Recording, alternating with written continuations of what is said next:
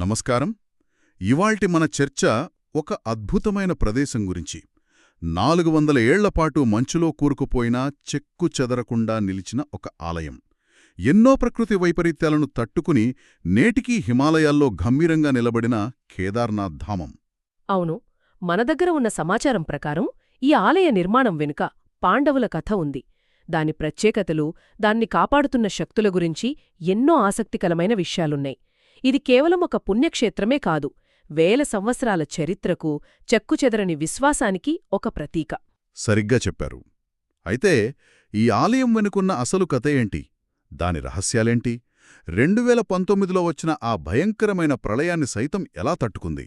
వీటన్నిటి గురించి ఇప్పుడు కొంచెం లోతుగా తెలుసుకుందాం. ముందుగా కేదార్నాథ్ దర్శనం చేసుకుంటే మోక్షం లభిస్తుందని ఒక ప్రగాఢ విశ్వాసం ఉంది కదా. మహాభారతం చివర్లో సాక్షాత్తు పరమశివుడే పాండవులకు ఇక్కడ ప్రత్యక్షమై స్వర్గానికి దారి చూపించారని అంటారు. అవును, ఇక్కడ ఆసక్తికరమైన విషయమేంటంటే ఈ ఆలయం శివుని 12 జ్యోతిర్లింగాలలో ఒకటి. దీని ప్రస్తావన మనకు మొదటిసారిగా 7వ శతాబ్దంలో స్కంద పురాణంలో కనిపిస్తుంది. 7వ శతాబ్దంలోనా? అవును, దీన్ని బట్టి దాని ప్రాచీనత మనకు అర్థమవుతోంది. ఇది ఉత్తరాఖండ్లోని రుద్రప్రయాగ్ దగ్గర సముద్రమట్టానికి దాదాపు 3584 మీటర్ల ఎత్తులో ఉంది. ఇక ఆలయం లోపల గర్భగుడిలో ఉండే శివలింగం చాలా ప్రత్యేకమంటారు. అది పిరమిడ్ ఆకారంలో ఉంటుందట. నిజమే. ప్రపంచంలో బహుశా మరెక్కడా మనకు ఇలాంటి శివలింగం కనిపించదు. ఇంతకీ ఈ ఆలయాన్ని పాండవులు ఎందుకు నిర్మించారు? మహాభారత యుద్ధంలో తమ గురువులను, సోదరులను చంపినందుకు వాళ్లు తీవ్రమైన వేదనకు గురయ్యారు. హస్తినాపురాన్ని పాలిస్తున్న వారికి మనశ్శాంతి అనేది కరువైంది. ఆ వేదన నుంచి విముక్తి కోసం వాళ్లు వేదవ్యాసుని సంప్రదించారు.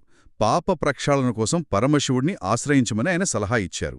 దాంతో పాండవులు అభిమన్యుడి కుమారుడైన పరీక్షిత్తుకు రాజ్యాన్ని అప్పగించి ద్రౌపదితో కలిసి శివుడి కోసం కాశీకి బయలుదేరారు. కాని శివుడు వారికి కనిపించకుండా తప్పించుకుంటూ ఉన్నాడు. వాళ్ళు ఎక్కడికి వెళ్లినా ఆయన అక్కడ్నుండి మాయమయ్యేవారు.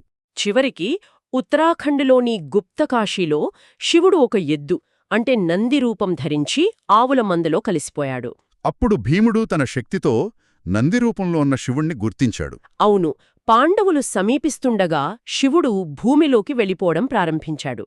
వెంటనే భీముడు ఆ నంది వీపు భాగాన్ని అంటే ఆ మూపురం ఉంటుంది కదా, ఆ మూపురాన్ని గట్టిగా పట్టుకున్నాడు. కరెక్ట్. ఆ పట్టుకున్న వీపు భాగం మాత్రమే భూమిపై పిరమిడ్ ఆకారంలో ఉన్న శివలింగంగా మిగిలిపోయింది. పాండవుల భక్తికి మెచ్చిన శివుడు వారికి ప్రత్యక్షమై పాపాలను క్షమించి స్వర్గానికి మార్గం చూపించాడు. ఆ తర్వాత పాండవులు ఆ శివలింగమున్న చోటనే ఆలయాన్ని నిర్మించారు. అదే నేటి కేదార్నాథ్. ఈ కథకు ఇంకో కోణం కూడా ఉంది. అదేంటి? శివుడు నంది రూపంలో భూమిలోకి వెళ్ళినప్పుడు ఆయన శరీరంలోని ఇతర భాగాలు వేర్వేరు ప్రదేశాలలో వెలిజాయి అని చెప్తారు. ఓహ్, అవే పంచకేదర్ క్షేత్రాలు అంటారు కదా. భుజాలు తుంగనాథులో, ముఖం రుద్రనాథులో, నాభి మధ్యమహేశ్వర్లో. సరిగ్గా చెప్పారు. కేదార్నాథ్తో కలిపి ఈ 5 క్షేత్రాలను పంచకేదర్ అని పిలుస్తారు. పురావస్తు శాఖ పరిశోధనలు కూడా ఈ ఆలయం మహాభారత కాలం నాటిదని నిర్ధారించాయి. సరే, ఈ ఆలయానికి క్షేత్రపాలకుడు శివుడి ఉగ్రరూపమైన కాలభైరవుడు అని స్థానికులు బలంగా నమ్ముతారు. ఆలయానికి ఒక 500 మీటర్ల దూరంలో ఆయనకు ప్రత్యేక ఆలయం కూడా ఉంది. నిజమే. కేదార్నాథ్ యాత్ర పూర్తి కావాలంటే భైరవుణ్ణి దర్శించుకోవాలని చెప్తారు. తీవ్రమైన వాతావరణం కారణంగా ఆలయాన్ని సంవత్సరంలో 6 నెలలు మూసివేస్తారు కదా. అవును. ఆ సమయంలో కాలభైరవుడే స్వయంగా ఆ ప్రాంతంలో సంచరిస్తూ ఆలయాన్ని కాపాడుకుంటాడని ఒక బలమైన నమ్మకం. ఈ ఆలయం యొక్క తట్టుకునే శక్తి, ఆ రెసిలియన్స్ అనేది అసాధారణమైనది. 13వ శతాబ్దం నుండి 17వ శతాబ్దం వరకు, అంటే సుమారు 400 సంవత్సరాల పాటు ఈ ప్రాంతం ఒక చిన్న మంచు యుగంలో, అంటే ఒక మినీ ఐస్ ఏజ్లో ఉంది. అలాగా? అంటే మొత్తం మంచుతో కప్పుకుపోయిందా? అవును. ఎన్నో కట్టడాలు ఆ సమయంలో నాశనమైనా ఈ ఆలయం మాత్రం చిక్కుచెదరలేదు. ఆశ్చర్యంగా ఉంది. ఇక 2013లో ఉత్తరాఖండ్ను అతలాకుతలం చేసిన వరదల గురించి మనందరికీ తెలుసు. కొండలపై నుంచి నీటి ప్రవాహంతో పాటు భారీ భారీ బండరాళ్లు దుర్లుకుంటూ వచ్చాయి. ఎన్నో భవనాలు అవి అక్షరాల నేలమట్టమయ్యాయి. ప్రాణాలు కాపాడుకోవడానికి చాలామంది భక్తులు ఆలయంలోకి పరుగులు తీశారు. అదే సమయంలో ఒక భారీ బండరాయి చాలా వేగంగా ఆలయం వైపు దూసుకువచ్చింది. హ్మ్. అందరూ భయంతో వణికిపోతుండగా ఆ రాయి ఆలయానికి కొద్ది మీటర్ల దూరంలో అద్భుతంగా ఆగిపోయింది. ఇక్కడే అసలు అద్భుతం జరిగింది. ఆ తర్వాత వచ్చిన చిన్న పెద్ద రాళ్లన్నీ ఆ బండరాయిని ఢీకొని పక్కకు వెళ్ళిపోవడం లేదా ముక్కలైపోవడం జరిగాయి. అంటే ఒక కవచంలా నిలిచిందనమాట. ఖచ్చితంగా. ఆ ఒక్క రాయి వరద ప్రవాహం నుండి, ఇతర బండరాళ్ల నుండి ఆలయానికి ఒక కవచంలా నిలిచింది. ఆ రాయిని చూస్తే భీముడి గద గుర్తుకొస్తుందని భక్తులు దానికి భీంశిల అని పేరు పెట్టారు.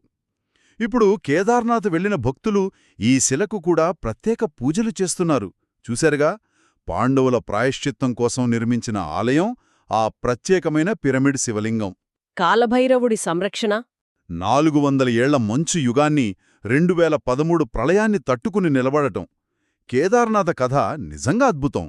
భీంశిల వచ్చి ఆలయాన్ని కాపాడటం అనేది అది కేవలం యాదృచ్ఛికమా లేక దైవ సంకల్పమా అనేది ఎవరి నమ్మకాన్ని బట్టి వారికుంటుంది.